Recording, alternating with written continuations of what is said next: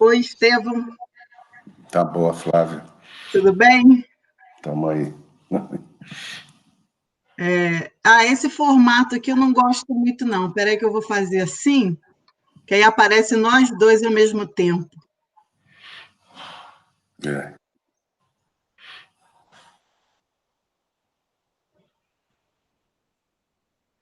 Porque o outro formato só aparece quando um fala, né? Eu gosto quando aparece os dois, porque aí um vê a reação do outro, né?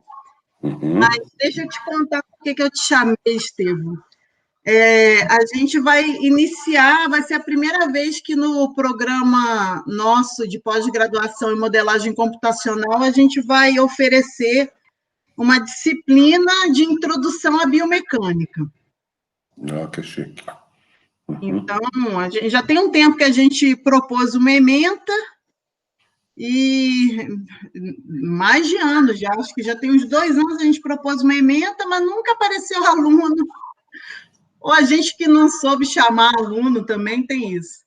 E aí agora começou a aparecer um ou outro interessado, a gente, vamos começar a dar essa aula. E aparece os alunos são só do curso ou tem aluno de fora também? Olha, tem aluno, não, por enquanto tem uma aluna de mestrado e uma aluna, possivelmente uma aluna interessada em fazer doutorado, mas ainda não é aluna regular. Por enquanto é pouca gente, mas a gente tem que fazer aquela introdução sobre a biomecânica, né? E aí eu fui procurar e falei, quando a gente está olhando nos livros, a gente encontra um pouco do histórico da biomecânica mundial, mas quando a gente vai contar a história aqui no Brasil, não encontra tanto. E eu achei que a gente não está sabendo fazer justiça ao trabalho de grandes nomes, incluindo o seu, né? Aí eu ia tentar contar com as minhas próprias palavras, assim, do que eu testemunhei, mas eu tive aquele insight de manhã, eu falei, não, eu vou chamar a testemunha melhor é que viveu isso aí na raça, né? Quem criou várias coisas, quem desenvolveu e está vivo para contar, então vamos chamar o Estevão. E aí eu queria ir batendo um papo contigo e vai ficar aí para a posteridade. Hoje são poucos alunos, mas eu acho que daqui a pouco, nos outros semestres, vão aparecer mais gente, e a ideia é, obviamente, depois eu vou te chamar mais, aí você vai contar essa história de novo, mas de vez em quando a gente pode ressuscitar esse próprio vídeo aí, vai ficar gravado. É isso aqui, bom. Mas para quem não te conhece, né, Estevão, por que eu te chamei? Né, você foi o meu orientador, né, na pós-graduação, você foi meu orientador de mestrado e doutorado na Universidade Federal de Minas Gerais.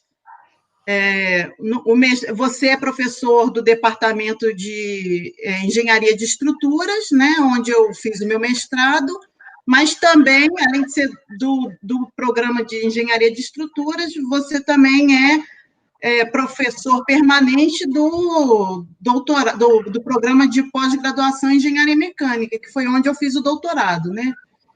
E hoje você está muito chique lá, como diretor do IEAT, o Instituto de Estudos Transdisciplinares, e eu fiquei até com medo de você não ter tempo mais de conversar sobre biomecânica, porque foi muito além da biomecânica agora. Seu trabalho antes já era muita coisa para você contar, mas hoje está muito além. Falei, o Estevão não vai ter tempo para isso, mas deixa eu aproveitar logo. Mas naquela época, né, 15 anos atrás, eu acho que a biomecânica exercia aí na sua vida tinha um espaço assim, né, importante. Eu acho que você fazia bastante, tomava bastante do seu tempo a tal da biomecânica, né? Aí, se você puder contar um pouquinho como é que isso começou, no seu Lattes fala que o primeiro projeto que você anotou lá foi em 96. Aí eu não sei se foi isso mesmo, se é antes ou... 96, eu sou ruim para data, viu? Mas o primeiro projeto que apareceu assim foi lá para o lado da gente, foi um mestrado de uma moça que era dentista, e ela que estava querendo estudar tensões em implantes odontológicos, né? E aí quem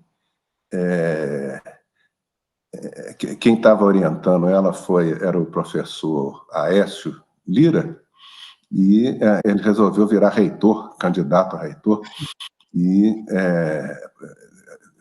ela ficou meia desorientada, sem orientador, assim, e o professor Simini que começou a orientá-la, né? E eu acompanhava um pouquinho, mas quem fez a orientação mesmo foi o Simini. Depois apareceu, tinha um colega que é o Facuri, tenho ainda, né?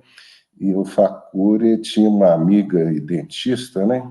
Que estava fazendo mestrado lá na odontologia, e que o problema dela era por que aparece trinca em dente, né? Então, esse problema lá na odontologia chama abfração, né? Essa patologia. Assim. E uma das teorias que existia era que aquilo podia ter alguma coisa a ver com mecânica, né? Podia ser que os esforços, por alguma razão, eram altos ali naquela região. E ela não entendia nada disso, conversou com o Facuri, que era amigo dela, né? E aí o Facuri pediu para ela me procurar, e foi a primeira pessoa, então, com quem eu comecei a trabalhar, né?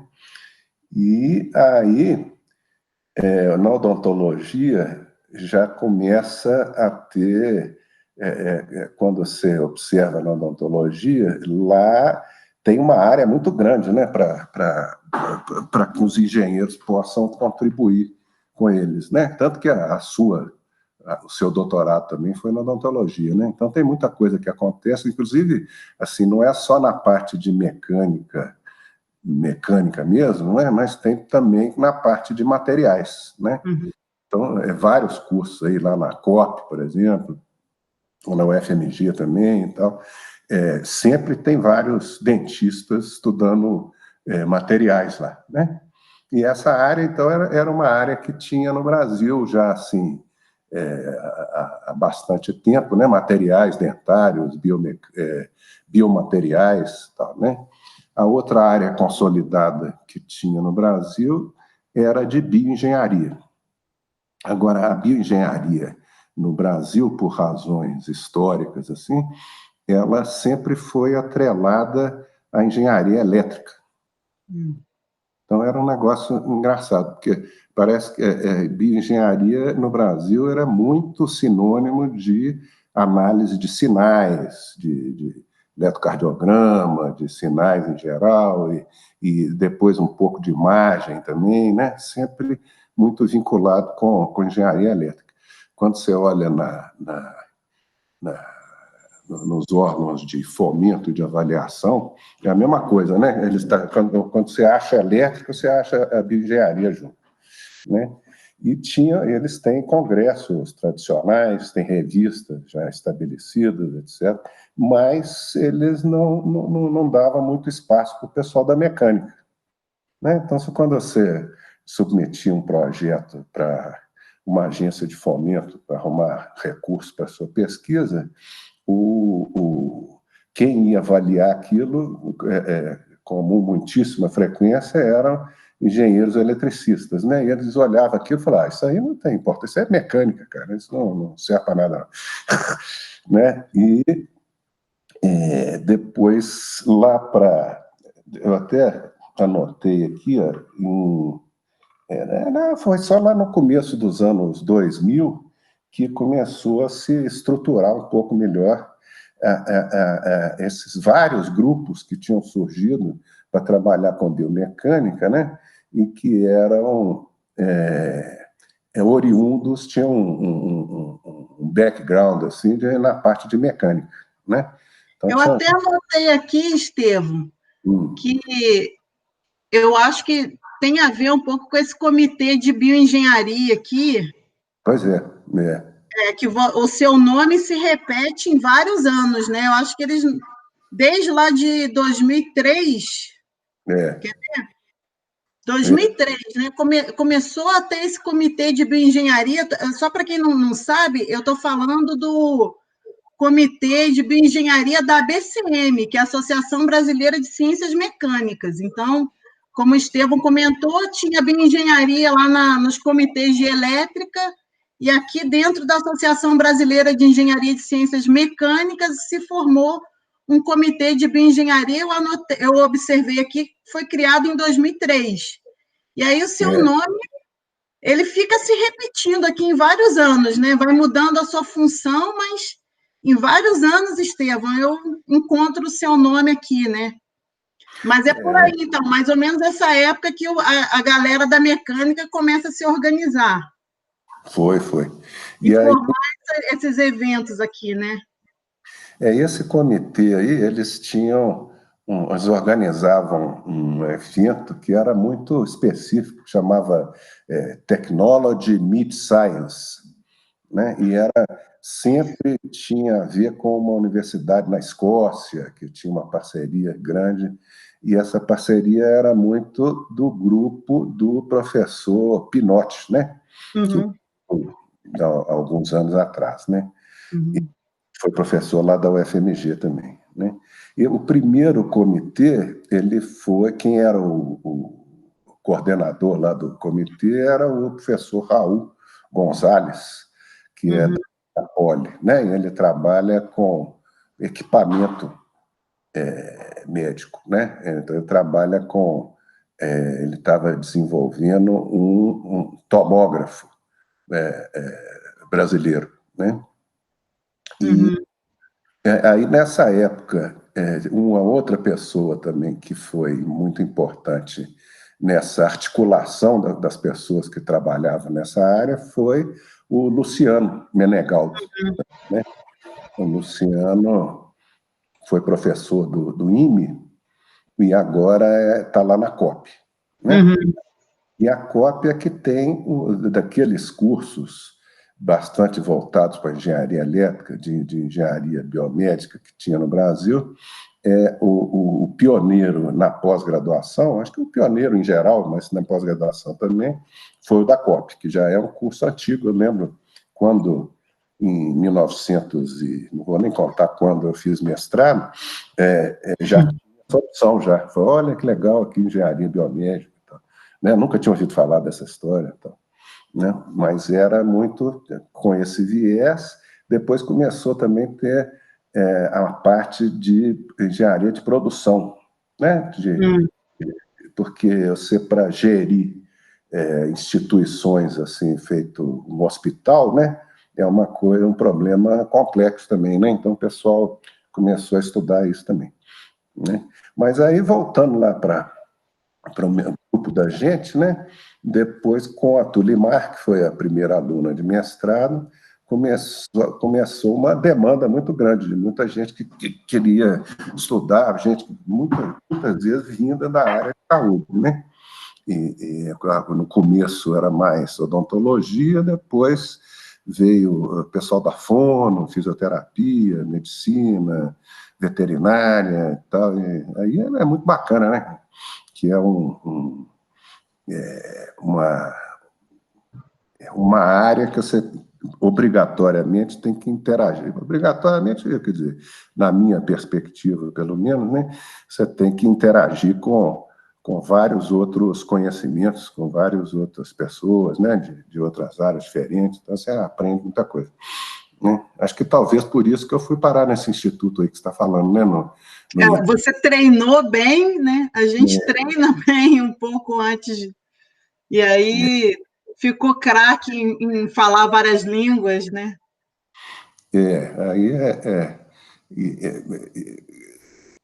foi agregando gente de várias áreas e com um problema que era o fato de que os programas de pós-graduação, em geral, e esses de que eu participo, de engenharia de estruturas, de engenharia mecânica, eles, de vez em quando, eles se fecham mais, ficam mais corporativistas, assim, e não querem, criam regras que dificultam para uma pessoa que não é engenheiro trabalhar com problemas de interface, né, que é o que a gente faz, né?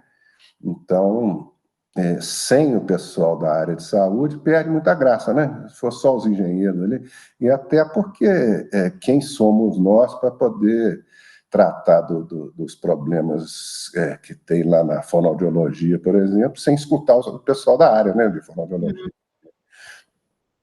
E então foi isso, né? Foram surgindo linhas de pesquisa diferentes, etc. e tal, e no nível brasileiro foi se organizando estruturas para poder reunir essa turma da biomecânica. Eu mesmo fiz um projeto grande da CAPES, que tinha várias universidades, né? Nessa área de biomecânica.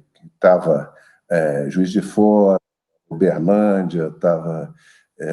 no começo tinha uma, acho que do Acre, que depois saiu, tinha pessoal do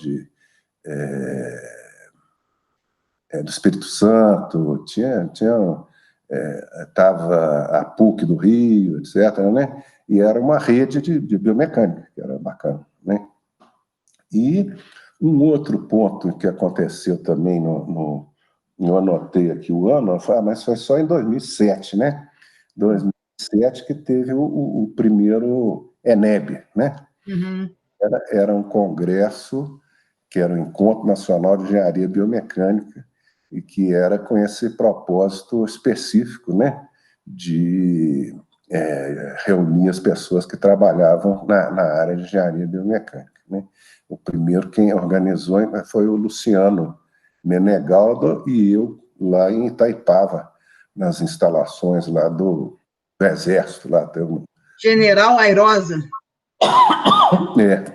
Acho que é um centro de treinamento do Exército, uma coisa assim. E foi ótimo, porque era baratinho e tudo bem organizadinho. Você não foi nesse, não, né, Fábio? Foi no ano que eu estava para o doutorado sanduíche. Ah, pois é. Mas aí eu vou lembrar para você uma coisa que aconteceu, que veio... Quando você consegue ver minha tela aí, não, né? Consigo. Você consegue ver aí? Tinha essa história aqui, ó, que ia ter um prêmio. Puxa, eu tinha deixado aqui, aqui, ó.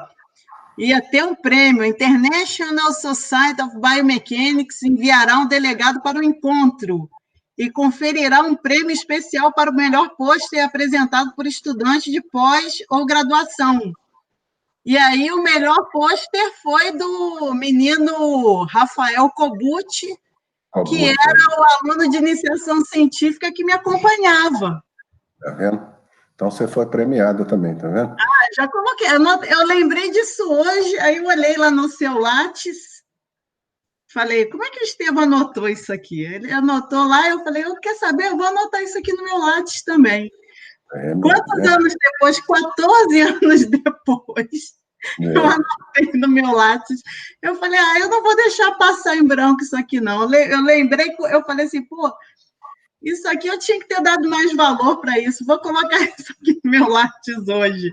Coloquei lá, se o menino era aluno de iniciação científica, eu era orientadora dele também. Hoje eu falo para os meus alunos de mestrado e doutorado, quando eu consigo alguém para acompanhá-los, né, da graduação, eu falo, olha, vocês são orientadores junto comigo. Uhum. Porque você, Estevam, tinha essa prática, né, de sempre colocar ali um aluno de graduação. Aí teve a Júlia, a Agnes, e isso aí me deu uma experiência assim de sentar e resolver problema, e escutar o outro lado, e trabalhar em equipe. E eu fui exercitando já a docência naqueles momentos ali, né? E aí eu tento fazer aqui com eles também. Toda vez que eu consigo, nem sempre a gente consegue, né? São poucas bolsas, e voluntário também é difícil conseguir, mas quando eu consigo trazer para perto um aluno de graduação, eu falo para o meu aluno de pós, eu falo, ó, não encare isso aqui como, a Flávia está empurrando serviço para mim, não. Encare isso aqui como uma estratégia de aprendizado, é aprendizado para vocês. O meu orientador fez isso comigo e eu acho que é muito rico.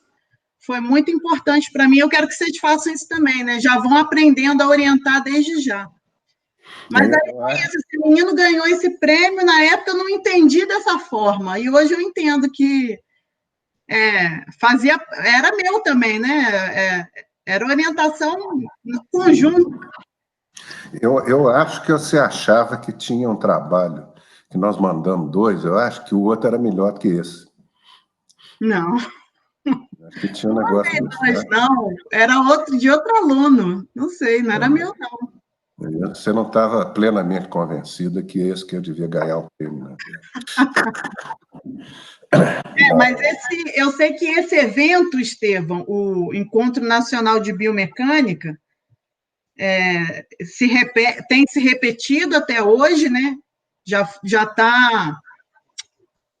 Eu até separei aqui, ele seria a 7ª edição, se tivesse acontecido em 2020, devido à pandemia ele não aconteceu, né? Então, de 2007 para cá, ele já estaria na 7ª edição, e eu dei uma olhadinha no seu Lattes, tem 68 entradas. Se você procurar lá no seu Lattes, quantas vezes aparece a palavra ENEB? Uhum. Então, eu acho que você é um grande comentador desse evento, porque todos os anos, até hoje eu faço parte da sua lista, seu fórum, né? Até hoje vocês não me excluíram, não faço nada, não contribuo mais nada com o grupo seu, mas eu fico vendo lá todas as mensagens que vocês trocam, eu recebo ainda, e todos os anos é a mesma coisa, né? Vai chegando a época de submissão de trabalho e você vai em cima de todo mundo, pede, lembra a importância da gente fomentar o evento e não menosprezar um evento nacional, muito pelo contrário, que é o momento da gente congregar, o momento da gente... Eu lembro muito de você nisso aí, Estevão, eu tenho uma preguiça danada de ir a congresso. Já gostei mais, né, quando eu era solteira, não existe isso na minha vida, né, porque eu já terminei a graduação casada, então eu sempre fui casada, praticamente, mas eu não tinha filhas, né, era mais fácil eu viajar quando eu não tinha filhas. Aí agora eu tenho um pouquinho de preguiça. Não é preguiça, né? É cansaço do dia a dia. Você sai de casa, tem que arrumar. Para sair, você tem que deixar todo o esquema pronto, né? E quando você está longe, você fica preocupada. E quando você volta, tem o dobro de serviço. Mas, enfim, eu tenho aquela coisinha assim de sair de casa. Mas eu me recordo de você chamando a gente para o evento, né? Falando que é importante, que é o momento da gente, né, congregar, se encontrar, para não deixar isso se perder. E aí eu olhei lá no seu currículo e realmente, né, mesmo sendo... Eu nem sei mais se é trabalho completo, mas durante muito tempo foi um mero resumo expandido, né? E muita gente, eu digo isso até aqui no meu programa mesmo, a gente está muito focado nessa questão da avaliação e do programa, né, da plataforma Sucupira, e como que pontua, o que não pontua, o que vale a pena, o que não vale a pena, e isso tudo vai tirando da gente aquela vontade, né? A gente vai ficando excessivamente seletivos, né, com o que a gente vai fazer de trabalho. Mas eu percebo, assim, olhando seu currículo, que você não desmerece e continua incentivando seus alunos que eles estejam o tempo inteiro enviando trabalho, quer dizer, todo o respeito e dando a verdadeira importância para algo que você criou e que está aí, né? Eu mesma, né? Quanta gente eu conheci na ENEB? Muita gente. Tá vendo? Eu acho que a importância é por aí, né? Não é uma publicação que você fez do Congresso que vai ser assim, importantíssima normalmente, né? o importante é você ir lá. Você ir lá, essa publicação vai servir de cartão postal para você, né? Você vai, através dessa publicação, mostrar o seu trabalho para as outras pessoas e também ver o que está rolando, e até conhecer as pessoas mesmo, né? Não é só o trabalho científico das pessoas, mas conhecer. Eu lembro um congresso que eu fui, primeiro congresso mundial de mecânica computacional que eu fui, em Buenos Aires, né? Assim, eu encontrei o Wilson, além de encontrar o Bate, que era o livro, assim, super livro-texto que tinha, era do Bate Wilson, né? Uhum. E, além de encontrar o Bate, que eu já tinha notícia do Bate de vez em quando no MIT, essas coisas, né? Encontrei o tal do Wilson, que eu achava até que não existia, porque, né, eu nunca tinha visto mais nada do Wilson, estava lá o Wilson. Então, os autores dos livros todos estavam lá enfileirados lá no Congresso, né? E a gente é muito comum, né, você voltar do Congresso com boas ideias, com novos contatos, às vezes sai, se você correr atrás, né, se você for professor, às vezes dá para você conseguir um projeto conjunto com outra universidade, de outro lugar, fora do Brasil, de preferência, tá, né? Então, eu acho que a importância desse ENEB é essa, né?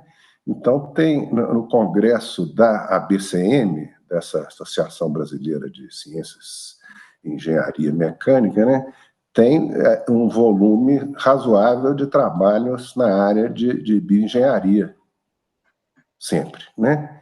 E aí dá para ir lá e se sentir em casa também, conhecer muita gente, etc. Então.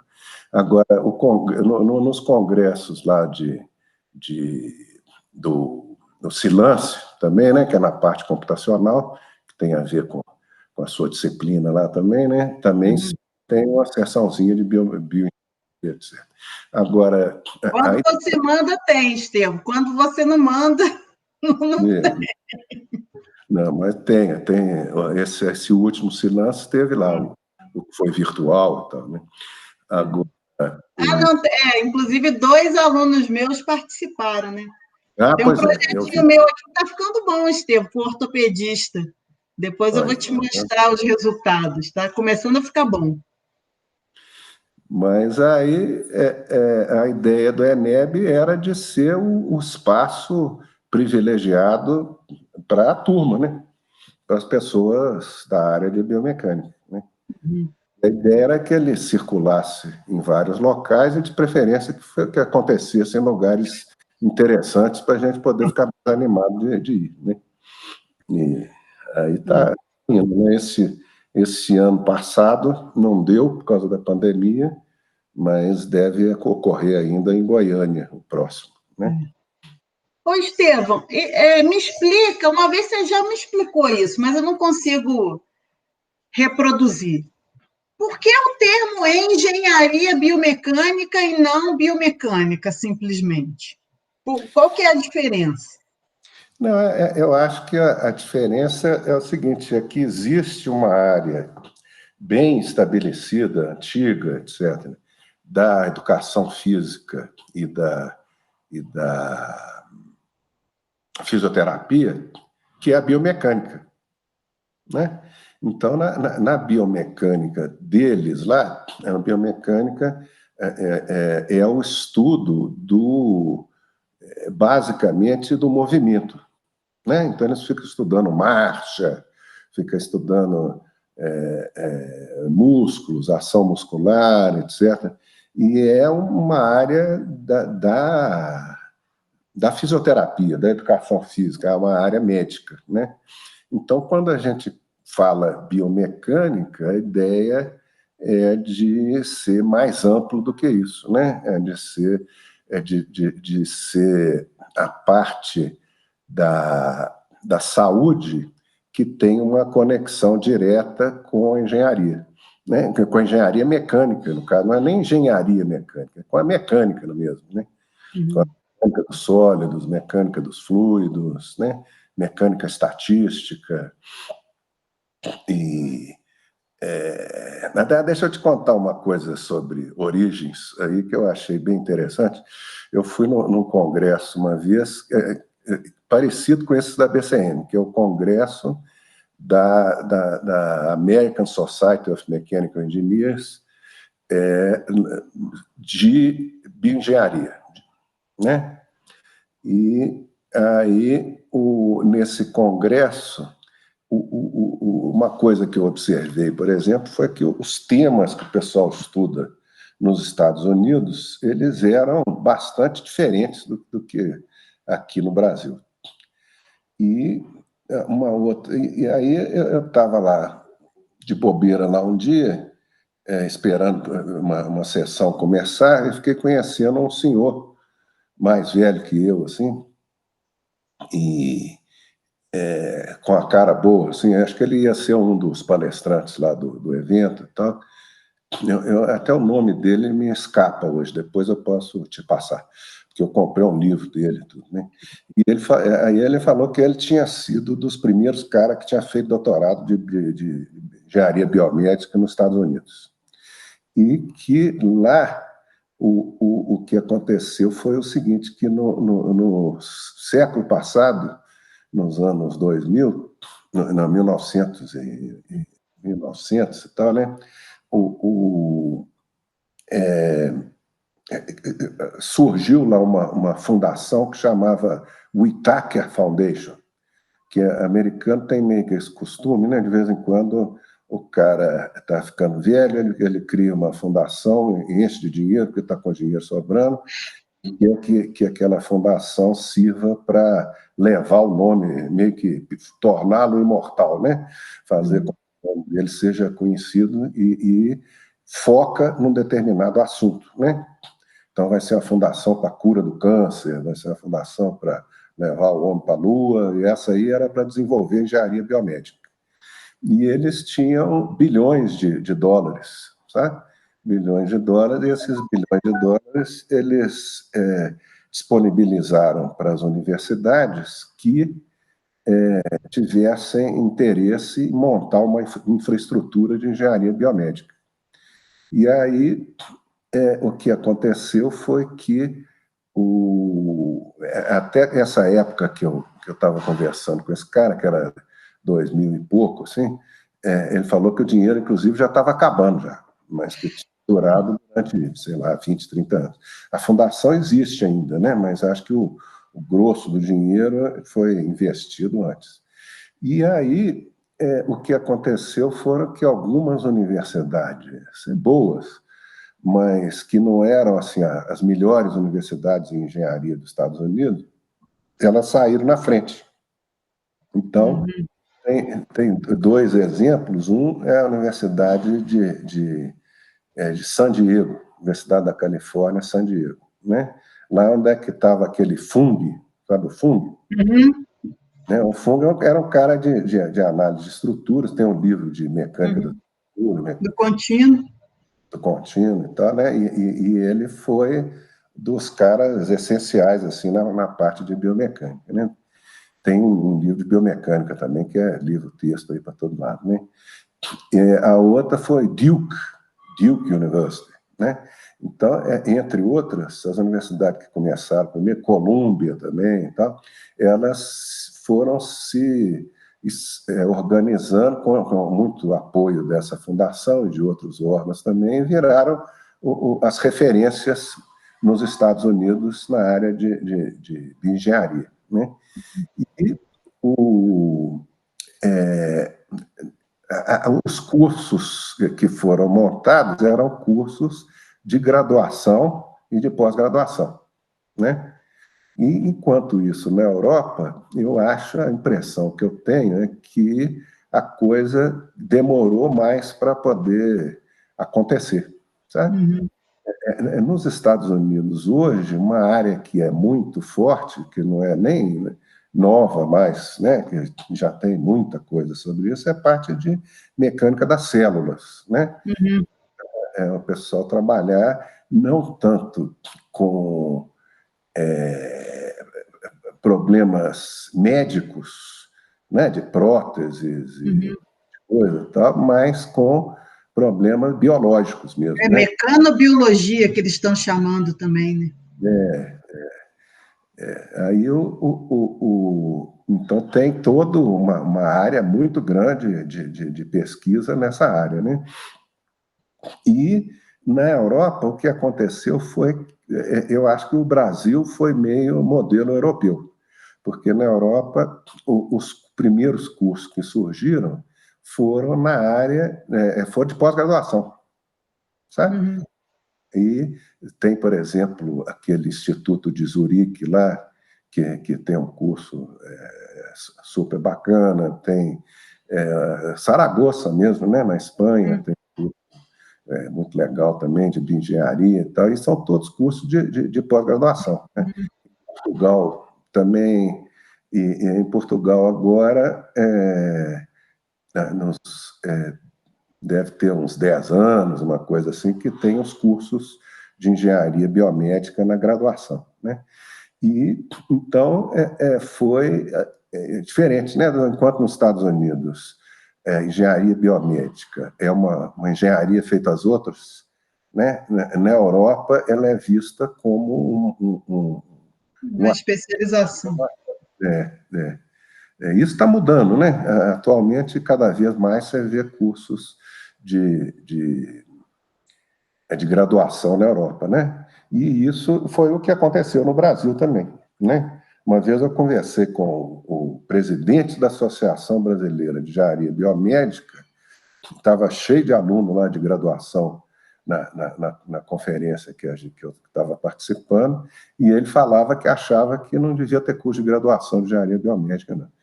Eu não queria pegar ele lá, porque você está formando, o presidente dessa área fala que você está formando errado, aí... devia de estar estressado. Fica os alunos, forma, depois, será que não rola uma falta de emprego? Não, o problema é o quadro geral do país, né? Né? Agora, nos Estados Unidos, alguns anos atrás, saiu uma pesquisa dizendo que a engenharia biomédica era a engenharia que tinha mais perspectiva de emprego entre todas, tá? Que era a engenharia do futuro, assim, era que valia a pena investir, né? Não sei se você pode transpor. O problema é qual é o futuro, né? Que futuro que é? Porque, às vezes, essas previsões, elas fazem... não dá para dizer assim, se ela está medindo para daqui a 5 anos, 10 ou 20, né? E, às vezes, você está formando um aluno ali naquele meio tempo, e aquele aluno ali que se formou e fica numa situação um pouco desfavorável, né? Que ainda, por exemplo, o curso de engenharia computacional aqui nosso, a gente conta essas coisas para ele, né? Fala que é a engenharia do futuro. Também tenta vender esse peixe. Mas a gente ainda está naquele ínterim de consolidar a identidade do curso, de fazer as pessoas conhecerem o que é isso, o que a gente faz, o que eles sabem fazer. E tem uma leva de alunos aí que está se formando e que a gente fica meio preocupado, né? Para onde eles estão indo, né? O que está acontecendo. Essas previsões me preocupam um pouco, né? Às vezes eu continuo acreditando, é do futuro, mas às vezes pode ser um futuro um pouco mais a longo prazo. Mas a gente tem que começar a formar, né? A gente tem que começar a fazer. Até eu ia te perguntar isso, Estevam, assim, por exemplo, em termos de currículo, né? Histórico, acadêmico, o que você acha fundamental assim, de formação para alguém que queira trabalhar nessa área? O que ele precisa saber? Quais são as disciplinas que você acha que são fundamentais? Eu acho que varia muito, viu, Flávio? Porque é uma área muito ampla, né? Então, você vê, por exemplo, você conheceu o Henrique, né? O Henrique Espanhol, que teve aí. Era, era, Acho que não. ele era lá de Eu Saragossa. acho que você já me falou dele, mas eu acho que eu não o conheci. Ele era de Saragossa, aluno lá de doutorado, e veio fazer um sanduíche que eu achei bacana, que em vez de ser a gente mandando o povo para fora, ele veio de fora para fazer aqui, né? O sanduíche reverso. E aí ele trabalha hoje numa startup na Bélgica, que e depois eu também não lembro o nome, eu vou te mandar depois essas coisas, vou anotar aqui as coisas que eu tenho que te mandar. Vamos ter que fazer umas 3 lives até o final do período, Estevam. Mas trabalha numa empresa lá que trabalha com pé. Então, o negócio. E ele sabe tudo de pé, né, cara? Ele é engenheiro, né? Mas o doutorado dele foi sobre pé, e ele fez um modelo assim, ultra completo, tal, do pé, com todos os ossinhos, os ligamentos, e o tecido mole, e os músculos, e etc. E tal, né? Então, ele entende tudo de pé. E aí contrataram ele nessa empresa, ele lidera lá um grupo de 10 a 20 pesquisadores, e eles fazem modelos orientados para, quer dizer, desenvolvidos para o seu pé, né? Customizados para o seu pé. Né? Então, eles trabalham muito com médicos, né, nessa empresa, e eles conseguem simular uma cirurgia, ver o que vai dar. Tá? Eles fazem uma série eles fazem uma cópia virtual do seu pé e submetem ela a vários tratamentos alternativos, etc., e consegue fazer, com um modelo super sofisticado, assim, uma análise dinâmica, quase que em tempo real, né? E que é um negócio impressionante, é muito bacana. Tá? Então, para o Henrique, foi importante ele entender de fisiologia, de anatomia do pé. Né? E agora, se você pegar agora a Virgínia, né? Sabe a Virgínia? A Virgínia, sim, eu lembro e não sei dela. Onde ela está, Virgínia? A Virgínia fez o doutorado dela em Barcelona, com o Onhates lá, né? E era sobre bexiga, né? Então, ela fez um modelo aí de fluidos, muito, né? De interação fluido-estrutura da bexiga, que enche, esvazia e tal. Mas agora ela está num projeto que eu estou também, que é muito bacana, que é nessa parte celular, né? Então, a parte de células, né? Então, a ideia é desenvolver, junto com o Hospital Albert Einstein e com o pessoal do Instituto de Ciências Biológicas aqui, um negócio que eles chamam de organ on a chip,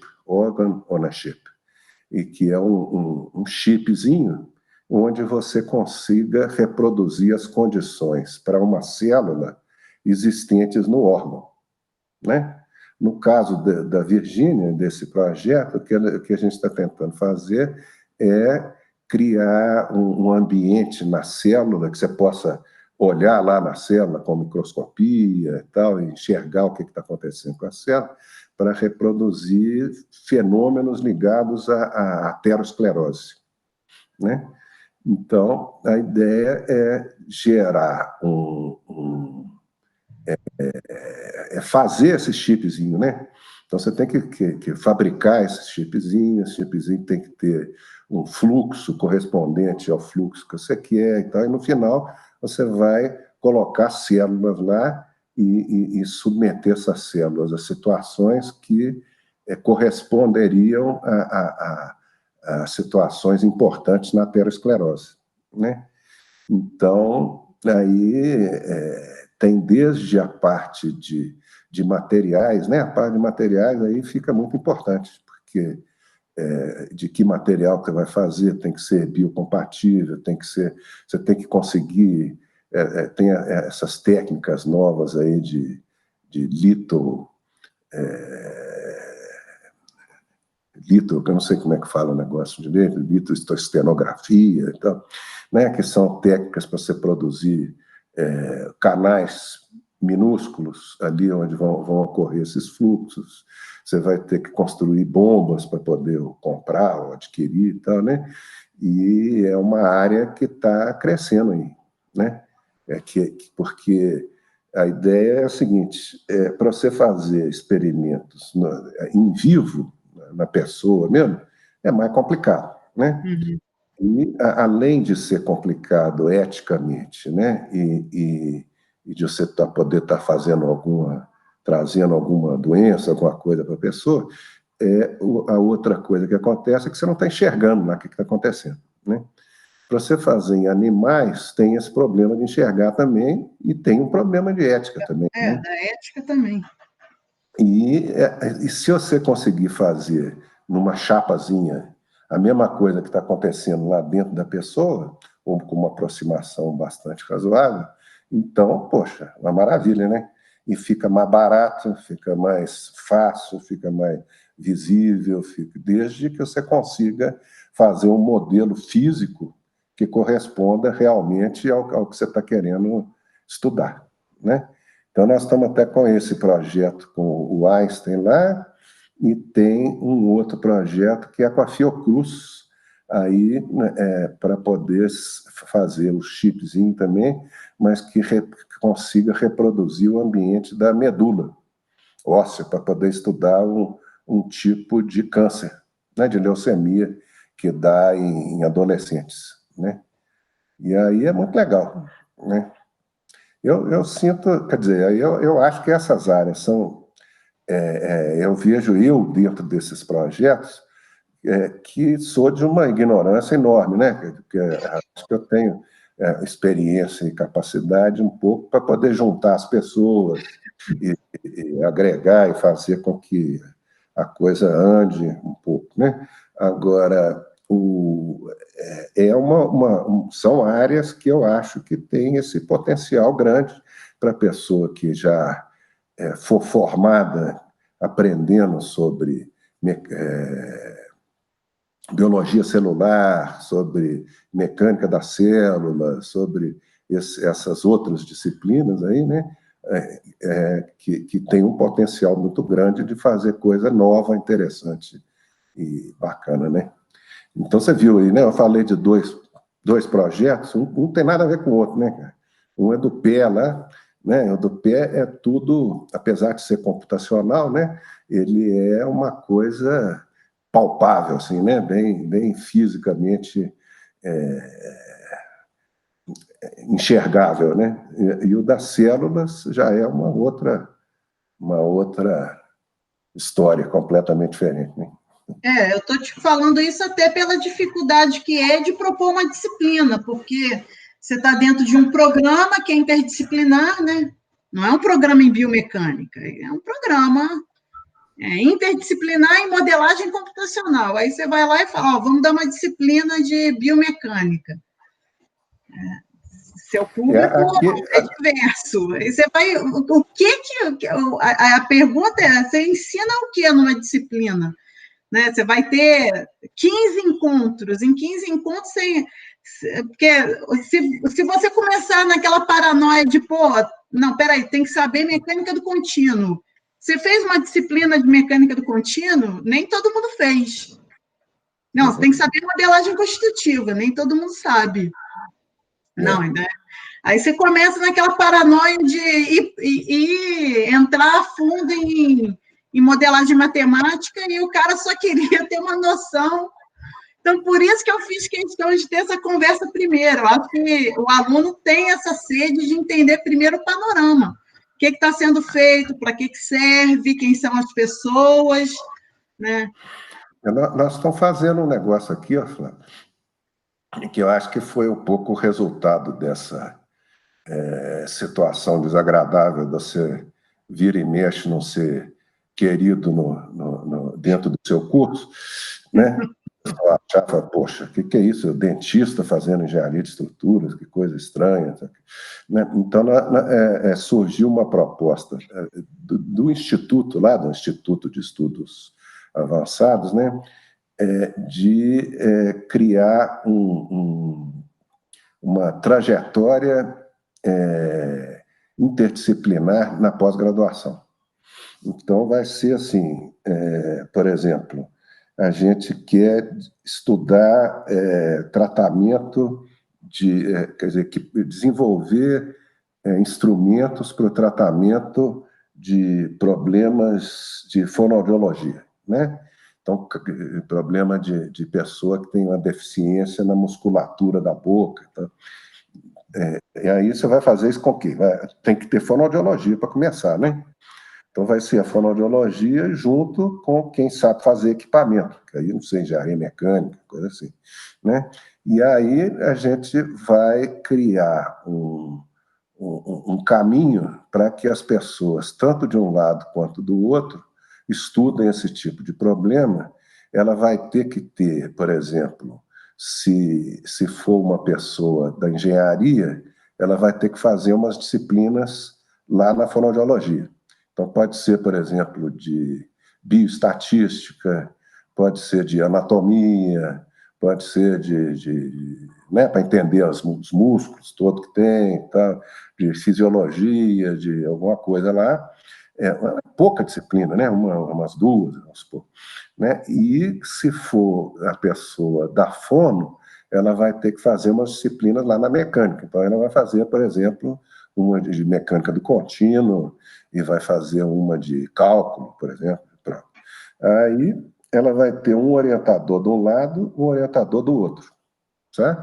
E no final do curso, se a pessoa, por exemplo, um fonoaudiólogo, ele vai fazer o curso na fonoaudiologia, vai ter o diploma da fonoaudiologia, mas vai ter um certificado de que ele fez uma formação transversal aí, que ele fez um estudo cooperativo lá junto com a engenharia, certo? Isso é obra do IAT? Nós propusemos isso na UFMG e foi aprovado agora, sabe? Então vai começar a surgir essas propostas, esperamos, né, esse semestre agora. Então vai ter por exemplo, sobre economias alternativas. Então quem vai participar disso aí vai ser o pessoal de urbanismo, pessoal de economia, pessoal de ciências políticas, sei o tal, né? Essa outra aí que nós vamos fazer também de bioengenharia, aí eu não sei nem como é que vai ser, se nós vamos fazer uma só, ou mais, por exemplo, uma engenharia com a fono, ou uma das engenharias com a área de saúde. Isso está em aberto ainda, nós temos que resolver. Uhum. Mas é uma maneira de formalizar Você pode fazer, por exemplo, com o odonto, né? Então, você pega uma aluna do odonto, ao invés dela ter que fazer as disciplinas todas de computação que tem aí, não sei o que e tal, o que ela vai precisar é de saber ser uma usuária, né? Entender e saber conversar com o pessoal da computação para poder chegar estudar o problema que ela quer estudar, né? Ô, Estevam, até porque você falou de computação, né? Lembrou aqui do nosso exemplo, eu lembrei também, assim, pelo menos nos primeiros projetos que você registra lá no seu Lattes, em biomecânica, você coloca assim, biomecânica computacional, né? E eu presenciei, a minha época aí como estudante era mais por aí mesmo, né? Elementos finitos, tanto é que eu aprendi ábacos aí com você, e hoje eu acho que eu sou uma das usuárias mais experientes em ábacos, eu mesma conheço, sei ábacos bastante, uso até hoje, né? Mas como é que depois, me conta assim, você continuou focado nessa parte de computacional, modelagem computacional, ou você viu a necessidade de expandir isso? Porque eu, particularmente, acho que só no domínio computacional, a gente não consegue progredir muito na questão, não. Eu acho que tem que fazer as duas coisas, experimental, computacional, clínico. Como é que progrediu aí no seu grupo? O que aconteceu foi de ter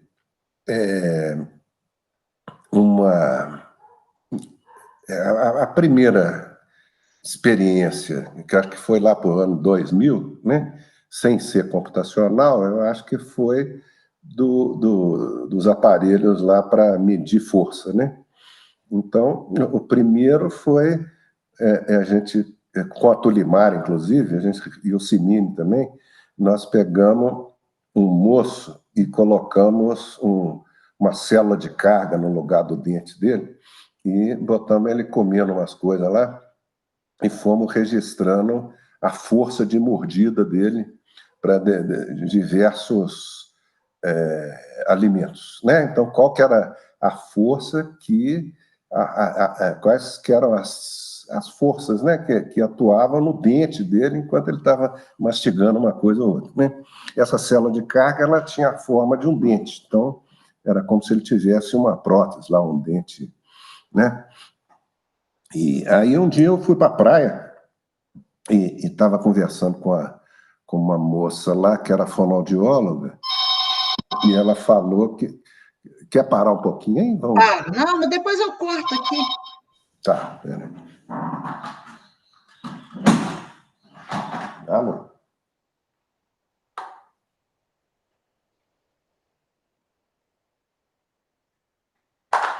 E a RV Multicarteiras.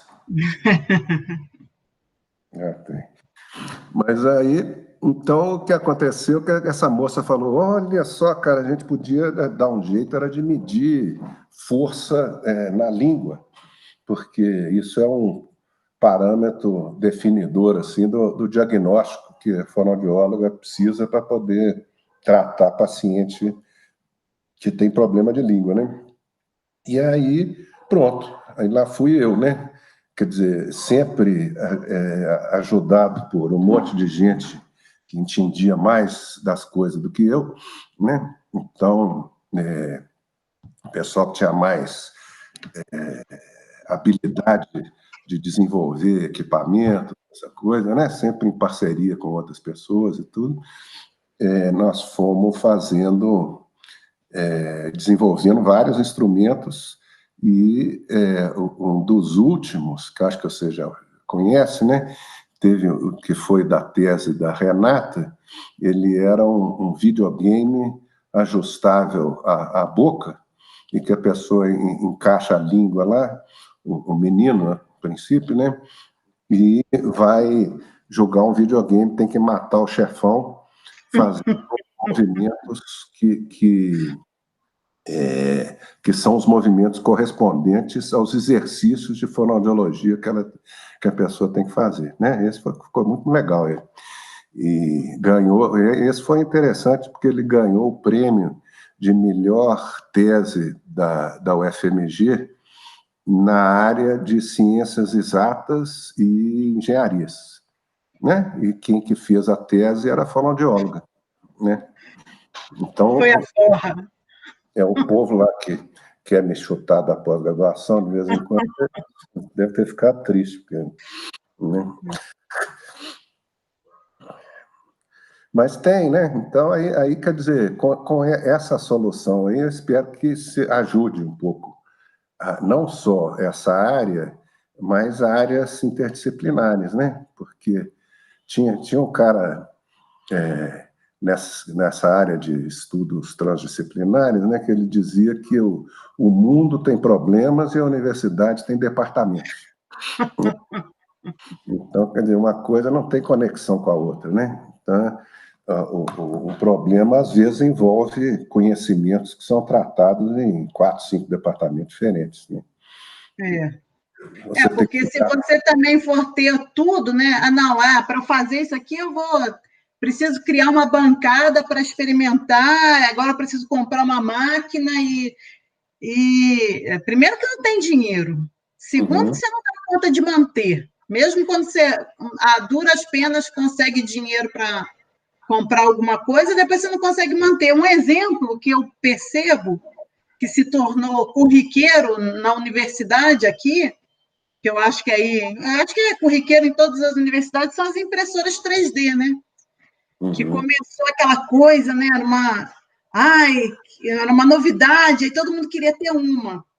Aí um comprou uma aqui, outro comprou outra ali, outro comprou outra colar. E se você sair caminhando pela universidade, você encontra um monte de impressorinhas caseiras 3D, né? Essas impressorinhas que não dão conta de imprimir grandes coisas, que dão problema, toda hora quebram. Não sei se você já percebeu, né? Vivem quebrada. A gente tem uma, tem. Quebra. Está quebrada? Ela já está bem obsoleta, né? Então dá preguiça de mexer com ela. Né? E tem a Aí, outra. você tem, usa pouco, porque você compra e no início você fica brincando lá de imprimir porcaria com ela, né? Bonequinho, brinquedinho, coisas que não tem nada a ver, só para ver ela imprimindo. Depois, quando você precisa dela, você usa ela para valer uma ou duas vezes, depois fica encostada lá, ou seja, todo mundo tem uma, quase ninguém faz nada que preste com aquilo, cada uma tem ela encostada dentro de um gabinete, na maioria das vezes quebrada, ressecando, porque aqueles filamentos ressecam.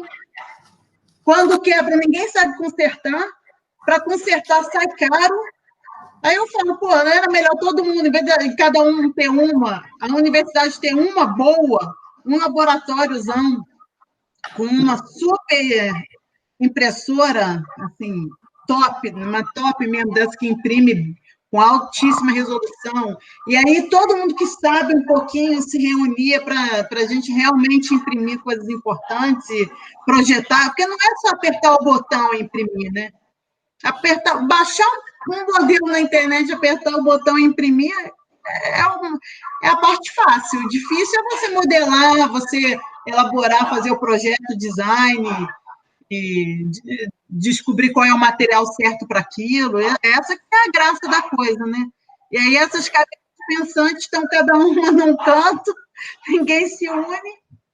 Eu acho que tem que ter laboratórios multiusuários, tem que fazer umas coisas assim, né? Mas o nosso programa é em modelagem computacional, e aí eu tenho que ficar falando com meus alunos, né? Eu agora estou falando aqui, pensando numa aluna específico, que é a Paloma, vai ouvir essa nossa conversa, que é uma aluna que trouxe ideias excelentes para a gente trabalhar, mas ela fica querendo fazer coisas assim mais experimentais, né? E aí, como professora orientadora, eu tenho que lembrar ela do prazo, eu tenho que lembrar ela que o nosso programa é em modelagem computacional, então o cerne do trabalho tem que ser em modelagem computacional. Por mais que a gente queira fazer uma outra coisa, a gente tem que lembrar, né, que você vai ser questionada pela banca em termos de modelagem computacional, não tem como fugir muito disso. Dá vontade de meter no laboratório, mas não tem como a gente fazer isso agora. Né? Mas o jeito é fazer uma parceria, né? Que aí, além disso, tem uma grande vantagem que você não tem que operar nem manter o equipamento. Manter, você estava falando, né? Mas você não precisa nem de saber mexer com o equipamento, né? Lembra dos perfilômetros? Né? Perfilômetro, vai lá e usa. Aí, se você tiver uma cooperação legal, você consegue ir lá e usar e tentar contribuir para o laboratório do outro, né? Verdade. Fazer um projeto e vamos atualizar essa parte aqui do equipamento. Tá, né? Aí tem que torcer para ter tempo, né? O aluno tem que ficar mais tempo, porque o mestrado passa muito rápido, né? Um ano já fez disciplina. Mas, Estevão, você falou que a gente ia falar só meia hora, ó, já tem uma hora, mais de uma hora que a gente está aqui. Tá vendo? Já falando muita coisa, né?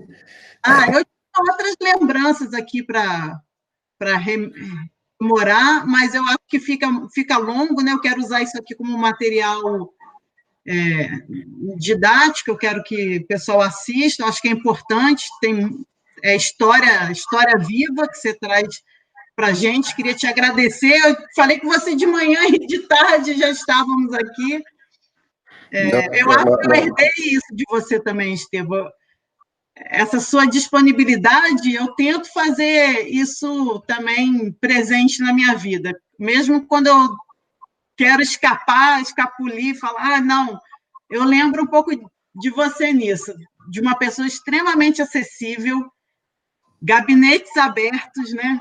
Universidade. Tem uma frase aqui que eu ouvi em algum lugar, provavelmente em alguma manifestação, que era Universidade de Gabinetes Abertos. Eu lembro de você.